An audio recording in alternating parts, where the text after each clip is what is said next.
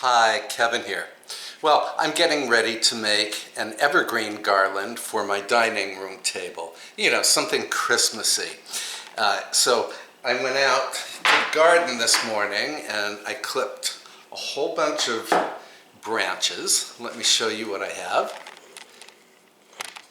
I have branches from my upright yews, and I have some boxwood sprigs, and some sprigs from my Thuja green giant shrubs. And of course, you could use, whatever evergreens you happen to have in your own garden.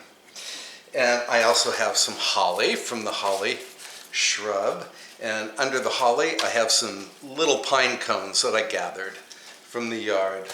Okay, so first thing you need to do is take some twine. I'm using jute twine, and you want to cut this the length of your dining room table.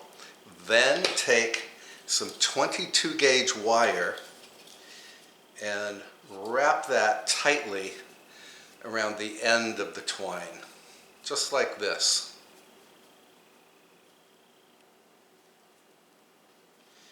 Okay, now we can start making some bundles. Okay, so I put on my garden gloves because these branches can be a little prickly. So, to make the bunches, you take whatever greens you're using. Here's Thuja Green Giant. Here's, let's see, I want to use some of the upright yew. And then some boxwood. Okay. Then, go to the end of your twine and take the 22 gauge wire and wrap it 3 or 4 times around the evergreen bunch, like this. I'm not going to add the holly right now. I'm just going to focus on the evergreens. And you want to pull that tire very tight. Then make another bunch. So I have the Thuja Green Giant,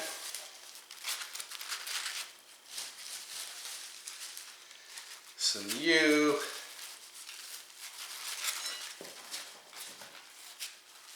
kind of hard to work when you're wearing these gloves,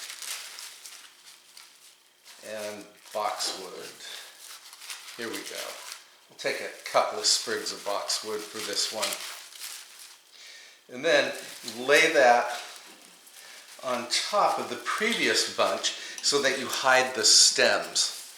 I hope you can see this okay. And then use that same wire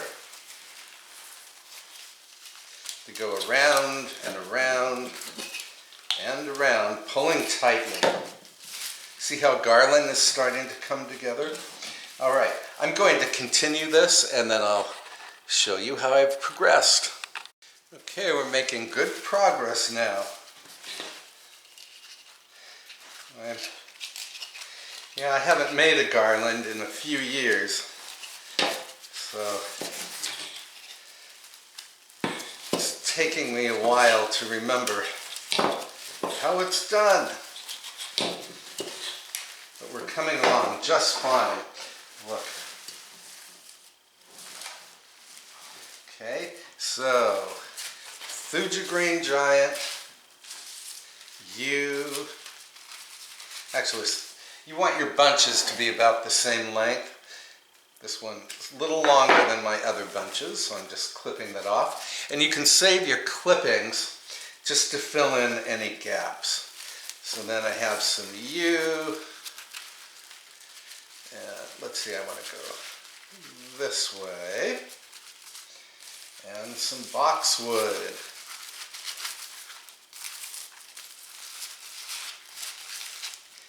And again, you don't cut the green wire, you just keep using it. Let it run along the length of the garland.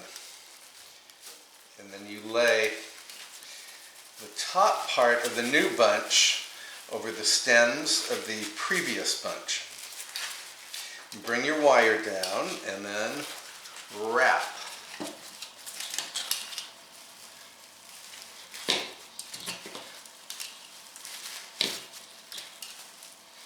All right. Well, I think you have the hang of it, so I'm going to finish this garland and then I'll come back. All right, that didn't take long at all. Now, I wanted to show you that when you reach the end of your rope or the end of your twine, what you want to do is turn the bundles, or rather the last bundle. What happened to all of my Oh, here it is. Okay. You take the last bundle and you turn it in the opposite direction, like so. And then wire that in. Actually, we're going this way.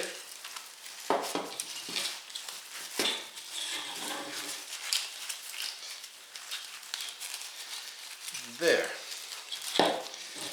Well, this doesn't look too horrible. Okay, and then can cut the wire, wrap that around. Okay, and here's my garland. Boy, it's longer than I thought it would be. So now I'm going to move this to the dining room table. So I shall meet you in the dining room. All right, we're in the dining room. Here's the garland. Here's where I turn one bunch in the opposite direction at the end, and I'll show you how to fill in the exposed stems over here. But I think it does not look too shabby. And of course I'm going to tuck some of the red berried holly in here, and maybe some of the pine cones, and maybe some colorful fruit as well, and then candles. Okay, let me fix that one end. Yeah, where these stems are exposed over here, I can just slip some Thuja green giant in. Voila! And those stems, those brown stems disappear. Okay, let me fetch the holly. All right, so I'm just tucking the holly into the evergreens rather than wiring it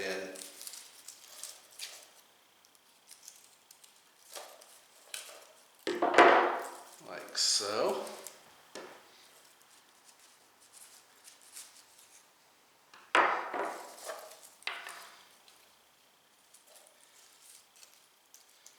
So maybe I'll put a big group right here.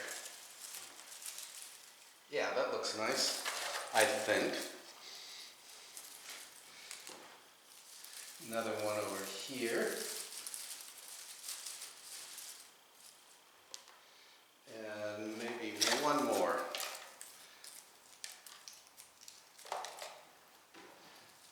Right there. Okay, and here are the teeny tiny pine cones that I gathered. I'll just set them in here and there. All right, let's have a look at the finished garland. So I've added some silver candelabra at each end of the garland. Let's see, here's the holly. Hiding over here is one of the baby pine cones. More holly. You zoom in there. Now, the nice thing about using real evergreens for a garland is that they do last, they last for weeks. Probably 6 weeks, maybe even 8 weeks. And of course, a fake garland would last for years, but I tend to like the real McCoy whenever possible. Yeah, so I think this garland worked out very well, and again, I am a mere amateur garland maker. And let me show you what I did with the scraps that were left over. So I have these urns at each end of the sideboard, and I just tuck them, oh, hi, there's a mirror here. So I just tuck the scraps into the urns. And now, I think when the fire is lit and the candles are burning, this is going to be very nice indeed. All right, thanks so much for watching, and maybe I'll come back when the fire is lit. Okay, again, thanks for watching. I'll see you next time. All right, the fire is lit, and I wanted to wish you all the happiest of holidays. Candles are lit, and I wanted to show you the garland again. I added a few more sprigs of holly. I think the garland turned out very well. And of course, you could make this kind of garland for your fireplace mantle or for a staircase, as well as for a dining table. So thank you so much for watching, and again, happy holidays to you, and I will see you next time. Bye for now.